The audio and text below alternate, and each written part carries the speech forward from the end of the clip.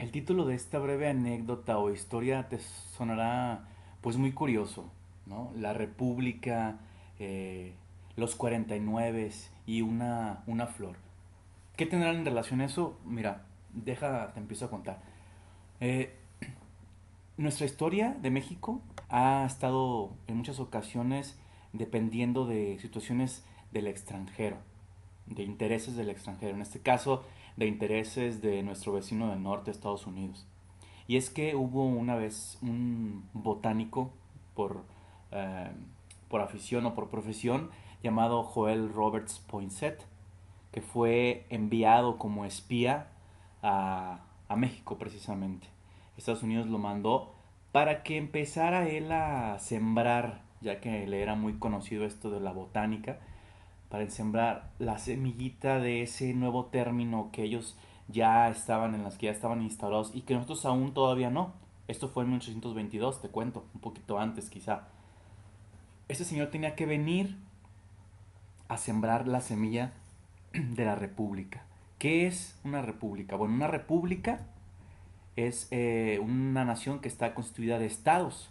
Y los estados, pues, como tú sabes, son libres y soberanos. Así es que ellos tienen la decisión de saber si se quedan con uno o con otro país. En este caso, en nuestra historia, pues, los estados que estaban ya muy próximos a ese tipo de situaciones era el estado de Texas, en el que ya la mayoría de habitantes de Estados Unidos era mucho mayor.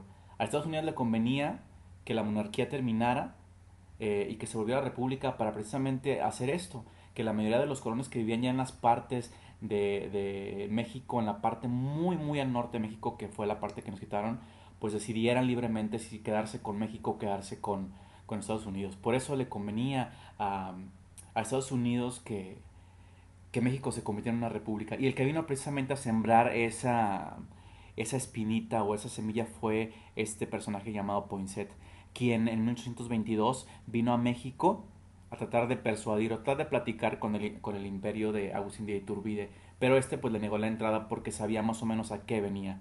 Pero no así se la negó Antonio López de Santa Anna, que fue uno de los que precisamente vino a inculcarle esta nueva idea de republicanismo. Él la adoptó muy bien, sin saber a lo mejor mucho de qué trataba, pero fue uno de los que impulsó la república. Todo esto, bueno, como tú sabes, se, se, se llevó a cabo y México finalmente se hizo una república. Después de muchos años, del 22 al 49, 47, 46 más o menos, 1846, pues México pierde ya su parte que ya conocemos que perdió, la parte más al norte del país. Y esto es curioso y ellos sabían, Estados Unidos sabía lo que había en esas partes de valor. Tanto así que, curiosamente, 2 años después de haberse ya hecho un estado de Estados Unidos, la parte de la California alta, curiosamente se descubrió oro en esas partes, en esa parte de San Francisco en el año 1849. Y bandadas y personas de muchos lados de Estados Unidos acudieron a San Francisco para hacerse de la fiebre del oro. Toda esa cantidad de gente que llegó a San Francisco en esa época, precisamente se le llamaban los 49. Y podemos ver cómo todavía los estadounidenses recuerdan esas cantidades de gentes que iban a San Francisco, llamándole a uno de sus equipos de fútbol americano así, los 49 de San Francisco.